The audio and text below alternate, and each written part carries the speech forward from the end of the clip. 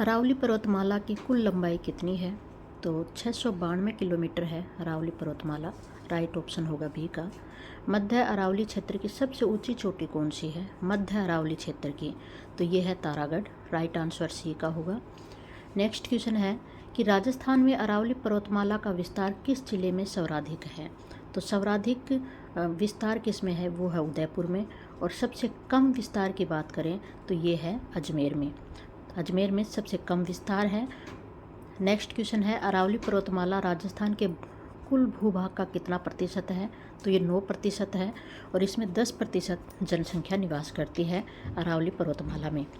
Next question है कि सिरोही जिले में स्थित गुरु शिखर की ऊंचाई कितनी है? तो 1722 मीटर ऊंचाई है गुरु शिखर की। जरगा चोटी का संबंध किस जिले से है? तो जरगा चोटी का संबंध जो है यह है उदयपुर से है। तो राइट ऑप्शन होगा ए का।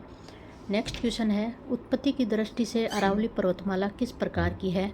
तो यह अवशिष्ट प्रकार की है अरावली पर्वतमाला उत्पत्ति की दृष्टि से। राजस्थान में अरावली पर्वतमाला की समुद्र तल से औसत ऊंचाई कितनी है? तो ये 600 मीटर औसत ऊंचाई है। तो ये अगर यहाँ पर 550 मीटर हो तो आंसर वो होगा, लेकिन ऑप्शन यहाँ पर 600 मीटर है तो 600 मीटर होगा। सर्वाधिक ऊंचाई किस जिले में है? तो ये है सिरोही में सर्वाधिक ऊंचाई है अरावली पर्वतमाला की। नेक्स्ट है राजस्थान में जो गोंडावन लैंड का भाग है उसका क्या नाम है? तो वो है अरावली पर्वत। नेक्स्ट क्वेश्चन है अरावली पर्वतीय प्रदेश में जनसंख्या के वितरण का सर्वाधिक प्रभाव किस कारक का पड़ा है? तो यह ऊंचावच का पड़ा है ये। राइट ऑप्शन होगा बी का। अरावली पर्वतमाला राजस्थान को कितने भागों में बांटती है? तो यह 2 भागों में राजस्थान को बांटती है अरावली पर्वतमाला। अरावली पर्वतमाला किस प्रकार की पर्वतमाला है? तो यह अवशिष्ट पर्वत है। तो राइट आंसर होगा बी का। अरावली पर्वतमाला की सबसे ऊंची चोटी कौन सी है? तो गुरु शिखर जो है यह सबसे ऊंची चोटी है। अरावली पर्वतमाला किस राज्यों से होकर गुजरती है? तो ये राजस्थान, हरियाणा और दिल्ली से होकर गुजरती है अरावली पर्वतमाला। नेक्स्ट क्वेश्चन है कि अरावली पर्वतमाला का भारत में क्या महत्व है? तो यह भारत के उत्तर पूर्वी भाग को दक्षिण पश्चिमी भाग से अलग करती है।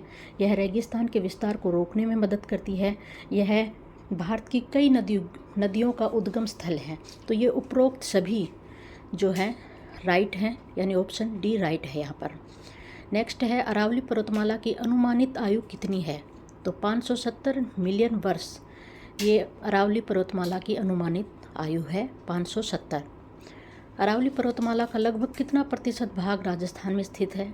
तो 80% जो भाग है यह राजस्थान में स्थित है। नेक्स्ट क्वेश्चन है कि अरावली पर्वतमाला का शाब्दिक अर्थ क्या है? तो चोटियों की रेखा इसका शाब्दिक अर्थ है अरावली पर्वतमाला का। अरावली पर्वत का दूसरा नाम क्या है? तो अरावली जो है यह अवशिष्ट पर्वत का उदाहरण है। यह भारत के पश्चिमी भाग राजस्थान में स्थित है। इसे राजस्थान में अदावाला पर्वत के नाम से भी जाना जाता है। अरावली कितने राज्यों में फैली हुई है? तो यह अरावली जो है यह दुनिया की सबसे पुरानी पर्वतमालाओं में से एक है और यह भारत के उत्तर पश्चिमी भाग में लगभग 800 किलोमीटर तक फैली हुई है। यह गुजरात, राजस्थान, हरियाणा और दिल्ली तक फैली हुई है। अरावली में कौन सी चट्टानें पाई जाती हैं? तो अरावली पर्वत का निर्माण जो है धारवाड़ क्रम की चट्टानों से हुआ है। इस क्रम की चट्टानें आर्थिक दृष्टि से सबसे अधिक महत्वपूर्ण है। इसमें प्रमुख धात्विक खनिज जैसे कि लोहा, सोना, मैग्नीज, अभ्रक, कोबाल्ट, क्रोमियम, तांबा, टंगस्टन, सीसा, मूल्यवान पत्थर व गृह निर्माण के पदार्थ पाए जाते हैं। माउंट आबू की सबसे ऊंची चोटी कौन सी है? तो माउंट आबू की सबसे ऊंची चोटी जो है वो है गुरु शिखर, जो अरावली पर्वतमाला की सबसे ऊंची चोटी है। इसकी ऊंचाई समुद्र तल से 1722 मीटर है। फिट की बात करें तो 5650 फीट है, ऊंची है यह है। गुरु शिखर का नाम दत्तात्रेय ऋषि के नाम पर रखा गया है, जो माना जाता है कि उस समय यहाँ पर रहते थे, तो उनके नाम पर इसका नाम रखा गया है।